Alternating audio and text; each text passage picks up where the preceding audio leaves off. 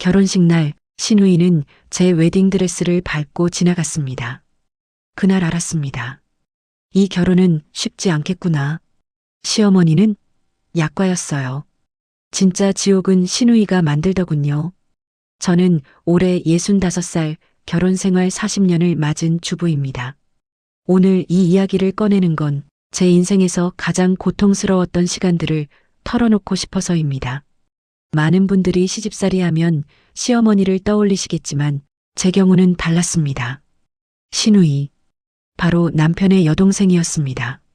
처음 시집을 갔을 때 저는 25이었고 신우이 정희는 23이었습니다. 겨우 2살 차이. 그 여자는 오빠를 숭배했고 오빠의 아내인 저를 절대 인정하지 않았습니다. 결혼식 날부터였습니다. 언니, 우리 오빠 잘 부탁드려요. 겉으로는 그렇게 인사했지만 제 웨딩드레스 치맛자락을 일부러 밟고 지나가더군요. 우연인 척했지만 그 눈빛을 잊을 수가 없어요. 분명한 적이었습니다. 신혼집을 마련했을 때도 그랬습니다. 오빠, 이 집 너무 좁지 않아? 내 친구 신혼집은 훨씬 넓던데. 언니, 가구 배치 센스가 좀 그렇네요. 제가 도와드릴까요? 끊임없이 제 선택을 폄하했습니다. 시어머니는 오히려 조용한 편이셨어요. 하지만 딸인 정희의 말이라면 무조건 옳다고 생각하시는 분이셨죠. 첫 번째 위기는 아이가 생겼을 때였습니다. 임신 소식을 알렸을 때 신우이의 표정이 확 굳어지는 걸 봤어요. 어머, 벌써요? 오빠가 아직 회사에서 자리도 못 잡았는데. 언니, 계획적이지 못한 거 아니에요? 시어머니는 그 말을 듣고 저를 나무라셨습니다. 며느리, 정의 말이 맞구나. 아들이 승진도 못했는데 아이까지 생기면 어떡하니. 저는 말문이 막혔습니다. 아이를 가진 게 잘못인가요? 임신 기간 내내 신우이는 제게 말도 안 되는 요구를 했습니다. 언니, 임산부는 몸조리 잘해야 하니까. 우리 집에 와서 엄마랑 같이 지내요. 오빠는 혼자 있어도 되니까. 언니가 해먹는 음식은 영양이 부족해 보여요. 제가 만든 거 가져다 드릴게요. 실제로 일주일에 3~4번씩 반찬을 가져왔는데 하나같이 제가 싫어하는 음식들 뿐이었습니다. 남편에게 말하면 이렇게 답하더군요. 동생이 신경 써주는데 고맙게 생각해야지. 아들을 낳았습니다. 시댁 식구들은 환호했지만 신우이는 달랐습니다. 산후조리원에 있을 때였어요. 정희가 찾아와서는 제 아들을 안아보더니 이렇게 말했습니다. 우리 조카 오빠 닮아서 다행이네요. 언니 닮았으면 어쩔 뻔했어요. 그것도 모자라 시어머니에게 전화해서 이렇게 말하더군요. 엄마, 조카가 오빠 판박이에요. 새언니 쪽 유전자는 하나도 안 섞인 것 같아요. 저는 10달을 뱃속에 품고 진통의 고통을 겪으며 낳은 아이인데 마치 제 아이가 아닌 것처럼 말하는 겁니다. 육아는 더 심했습니다. 100일 돌잔치 때마다 신우이는 주도권을 쥐려 했습니다. 언니는 경험이 없으니까 제가 알아서 할게요.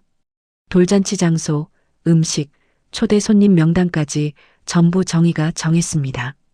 저는 그냥 당일에 가서 앉아있기만 하면 되는 사람이 됐어요. 제 아이의 돌잔치인데도요. 조카 키우는 건 저도 공부가 필요해요. 나중에 제가 애 낳으면 언니보다 잘 키울 자신 있어요. 그렇게 말하며 육아책을 들고 와서는 제 육아 방식을 하나하나 지적했습니다. 언니, 그렇게 안아주면 아기 등 발달에 안 좋대요. 분유를 그 온도로 타면 안 된다고 책에 나와 있어요. 기저귀는 이 브랜드가 더 좋은데 왜 언니는 항상 싼 걸로만 사요? 참고 참던 제가 폭발한 건 아이가 3살 때였습니다. 명절이었어요. 온 가족이 모인 자리에서 신우이가 제 아들에게 이렇게 말했습니다. 준호야, 고모한테 와. 엄마는 바쁘니까 고모가 놀아줄게. 그러고는 하루 종일 제 아들을 데리고 다니는 겁니다. 저는 부엌에서 음식 준비하느라 정신이 없었고요. 저녁 식사 때 신우이가 이런 말을 했습니다. 오빠, 준호가 저한테 엄마보다 고모가 더 좋대요. 안 그래, 준호야? 3살짜리 아이가 고개를 끄덕이는 걸 보며 제 가슴이 찢어지는 것 같았습니다. 그날 밤 남편에게 울면서 말했습니다. 당신 동생 좀 어떻게 해봐요. 나를 너무 무시해요. 남편은 한숨만 쉬더군요. 동생이 원래 그래. 오빠를 좋아해서 그런 거야. 내가 이해해줘. 이해요? 40년을 살면서 제가 얼마나 이해했는데요. 진짜 지옥은 신우이가 결혼하고 나서부터였습니다. 정희가 30에 결혼했어요. 남편보다 5살 어린 남자와요. 시댁에서는 난리가 났습니다. 나이 어린 남자와 결혼한다고, 게다가 그 남자는 직장도 안정적이지 못했거든요. 시어머니는 매일 우시면서 내 딸이 고생할까봐 걱정이라고 하셨고, 시아버지는 화를 내셨습니다. 그런데 누가 정희를 설득했을까요? 바로 저였습니다. 어머님, 정희가 사랑하는 사람이면 믿어주셔야죠. 제가 얘기해 볼게요. 저는 정희를 따로 만나 진심으로 조언했습니다. 정희야, 사랑하는 사람과 결혼하는 게 맞아. 언니가 응원할게. 정희는 그때 처음으로 제 손을 잡고 눈물을 흘렸습니다. 언니 고마워요. 제가 오해했던 것 같아요. 언니 정말 좋은 사람이에요. 저는 드디어 관계가 좋아지는구나 싶었습니다. 얼마나 순진했는지 모르겠어요. 정희의 결혼 생활은 순탄하지 않았습니다. 남편이 사업에 실패했고 빚까지 졌어요. 정희는 친정에 손을 벌리기 시작했습니다. 처음엔 100만 원, 그 다음은 300만 원, 나중엔 1000만 원까지. 시어머니는 노후 자금을 털어서 딸에게 줬고 그것도 모자라 저희 부부에게까지 손을 내밀었습니다. 큰 며느리, 우리 정희 좀 도와줘라. 동서지간이 서로 돕고 사는 거 아니겠니? 남편은 선뜻 통장을 내밀었습니다. 동생인데 당연히 도와줘야지. 저는 반대했습니다. 우리도 아이 학원비, 대학 등록금 준비하느라 빠듯했거든요. 여보, 우리도 형편이 어려워요. 준호 대학 등록금은 어떡하고요? 남편은 화를 냈습니다. 동생이 어려울 때 도와주지 않으면 언제 도와줘? 당신은 너무 이기적이야. 결국 2천만 원을 빌려줬습니다. 정희는 고맙다는 말 한마디 없이 돈을 받아갔고 갚겠다는 약속도 지키지 않았습니다. 더 충격적인 일은 따로 있었습니다. 정희가 이혼을 했어요. 남편의 빚과 무책임함을 견디지 못했다고 했습니다. 시어머니는 또 우셨고 정희는 친정집으로 들어왔습니다. 아니, 친정집이 아니라 저희 집으로요. 오빠, 제가 정신 차릴 때까지만 여기서 지내면 안 돼요? 친정집은 부모님 연세도 있으시고 남편은 제 허락도 없이 동생을 받아들였습니다. 며칠만 있다 가는 거야. 가족인데 당연한 거 아니야? 며칠이 한 달이 되고 한 달이 석 달이 됐습니다. 정희는 집에서 아무것도 하지 않았어요. 설거지도 빨래도 청소도 전부 제 몫이었습니다. 언니, 저 지금 너무 힘들어서 아무것도 할 수가 없어요. 이해해 주세요. 이해요? 또 이해하라고요? 저녁 식사 준비를 하고 있으면 정희는 거실에서 TV를 보며 과자를 먹고 있었습니다. 마치 제가 가정부라도 되는 것처럼요. 그러던 어느 날 결정타가 날아왔습니다.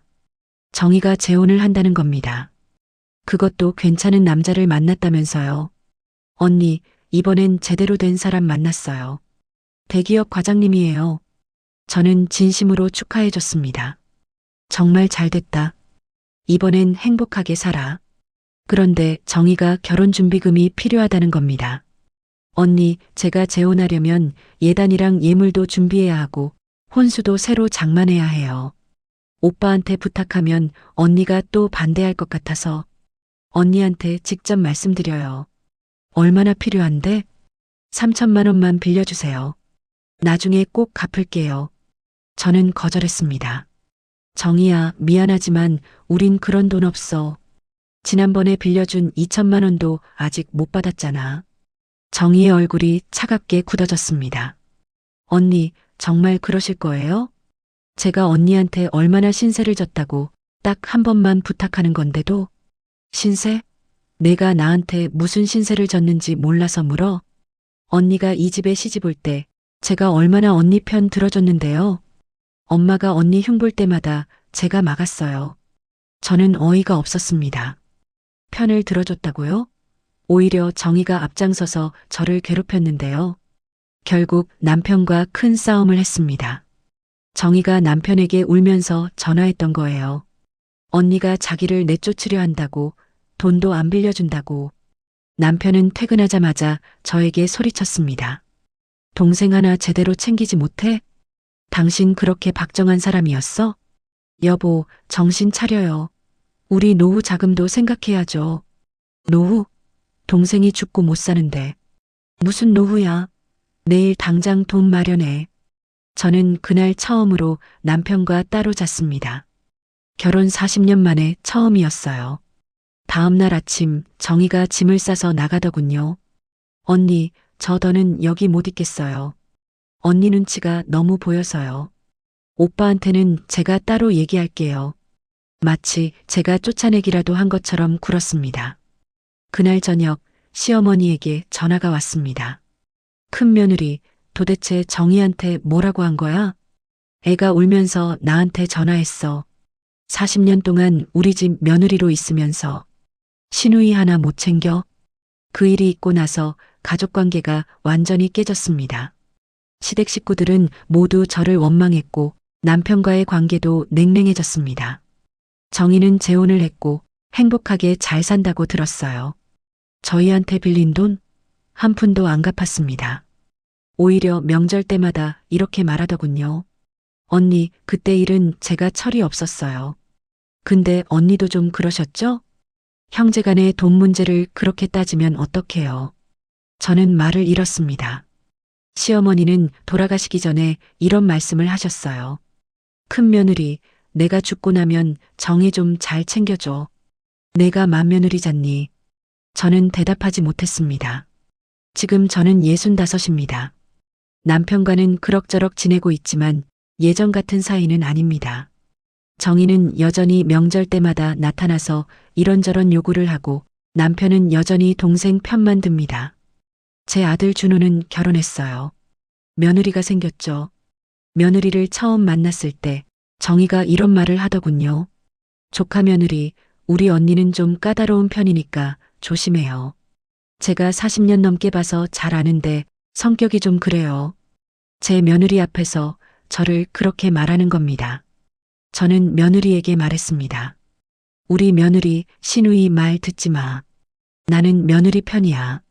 시어머니로서가 아니라 여자로서 며느리 편이지. 며느리가 눈물을 글썽이며 제 손을 잡더군요. 어머님, 제가 이 사연을 쓰는 이유는 간단합니다. 세상의 모든 며느리들에게 말하고 싶어요. 시어머니도 힘들지만 시누이는 더 힘들 수 있다고.